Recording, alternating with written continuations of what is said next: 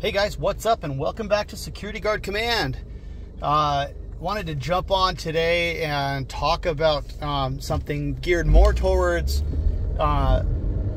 contract managers or owners of security companies. And this is coming from just a general topic when it comes to sales and customer service, especially when you're dealing with repeat customers or contracts. Guys, when you have contracts, spend some time to get to know the clients on a personal level. Pay attention, guys, to what they say, what their interests are. If they talk about family, if they talk about kids or grandkids, remember what they say. Remember the names of their kids. If they've got interest in a certain sport, you know, even if you're not interested in that same sport, listen to what they say, get to know it, pay attention. And here's why. It's going to be inevitable that you're going to get a call. And that call may go something like this. Acme Security Company, how can I help you? Oh yeah, I just wanted to complain about your guard here, man. I would like to have him removed from the property. I just don't want him here anymore. Well, I'm very sorry to hear that you're having a problem with one of my employees. You mind if I ask what's going on? Oh yeah, it's just kind of a personality thing. We just have like a conflicting personality. Oh, well, I'm very sorry to hear that. Like I said, he is one of my best employees, so I'm really sorry to hear that he's not working out for you. Before we move him, would you mind if I have a talk with him and see if we can resolve this? And, you know, maybe we can get this fixed without having to move him, because he is one of my best employees and I trust him very much with your property. Yeah, we can give that a shot. Okay, great. Hey, by the way, how's Jenny doing? How's her gymnastics going? Oh, yeah, her gymnastics is going great. She has a competition coming up this Saturday, so we're really hoping she does well. Oh, that's awesome. Well, I hope she does great too. Yeah, thanks for asking. All right, so yeah, by the way, hey, you know, it's been a while since we've had a meetup. You mind if we sit down at maybe lunch and talk about your site and our contract and see if there's, you know, how things are working out otherwise, and, you know, maybe we can, you know, figure out, you know, how to best, you know, protect your property and give you the best service. Yeah, that sounds great. I'll be in touch. We'll set up a date. All right, sounds good. You have a great day. Oh, thank you. You too. So that, guys, there was just a mock-up of a conversation on the phone with a client. All right. That phone call could have gone a lot differently. I always recommend leaving a phone call like that on a positive note. If you get a complaint, try to end it with a positive, because if you leave it with a negative, that's going to stick with the client. But if you can turn it to a positive note and end that call on a positive, and then also with an ability to follow up to make your service better, you're going to retain that client. And hey, you might even be able to keep that employee at that site without having to move them. And guys, I really feel like it's really important to put your employees first. Put your clients second. And I know that sounds counterintuitive. It may even sound scary to think of doing that. But remember, guys, your employees are the ones who are the face of your company. And if you put your clients second and you put your employees, or sorry, if you put your employees second and you put your clients before them, you're going to end up with some high turnover rates. You're not going to keep your employees, especially your good ones. And so I think it's really important to put your employees first and put your clients second. Always back up your employees.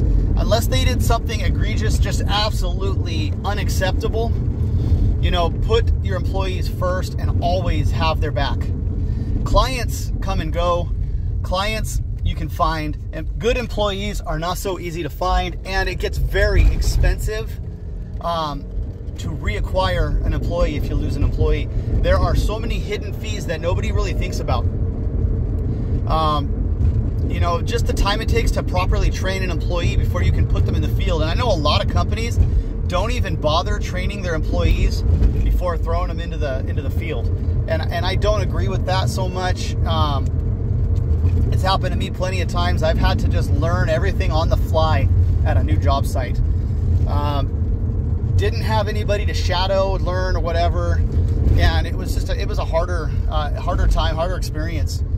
But you know, train your employees. If you want good employees, you have to train them. You're gonna have to pay them to shadow whatever employee is at the job site for a week at least.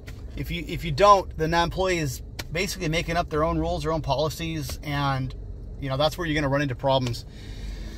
So put your employees first, put your clients second, always back up your employee, and then use this trick of knowing some personal things about the client so that you can always follow up a phone call and end the phone call on a positive note, something that they relate to and that gives them a good feeling.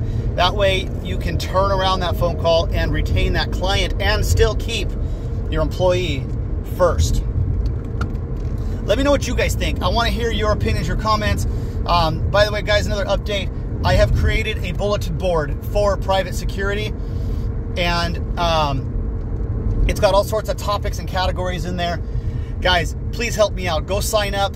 Go post some posts. Share some stories. There's a section for war stories and whatnot. Go post some stories in there. Share what you've experienced. Read some of the posts. Comment. Just help us out. We're trying to build a community here where we can unite security together for a common good. I'm also going to be adding another category for union. The union category is going to be for people who want to discuss unions in detail and get some tips and info on how to start a union if you want to do that. I think that the security industry is long overdue for some more activity as far as unions are concerned. It's something that I am active in with my job right now. So going to be adding that category, but please guys, go sign up at the site. It's boards.securityguardcommand.com. Sorry, I'm finding a parking spot. So go to boards.securityguardcommand.com. I'm going to put a link in the description. Do me a favor, go sign up, become active. You will get email alerts for stuff that you subscribe to, so you can subscribe to topics if you want. You will have to click a link to register your account when you first sign up, but it's easy. Doesn't ask a lot of questions. You basically need your username, your password, and your email address. That's all you need to get signed up. If somebody replies to a post of yours, you'll get an email for that. But I'm not going to spam you guys. I'm not going to go crazy with anything. I just want to bring this community together so that we can have a one place where we can all come and talk, share. I've already posted a few videos. I've shared some of Sean's videos on there from Security and Investigations Leadership Channel. I think I posted one of my videos on there. There's a couple of posts made. We've got a couple people already signed up. They've posted. It's great. Some good reads. There's actually one guy who posted a pretty long story, and it was a good read. I really enjoyed reading it. He's got some good info. So, guys, go out there, check it out. Anyway, I got to go now. I'm at work. I got to go clock in and run my shift. As always, guys, watch your six, stay safe, and I'll catch you later.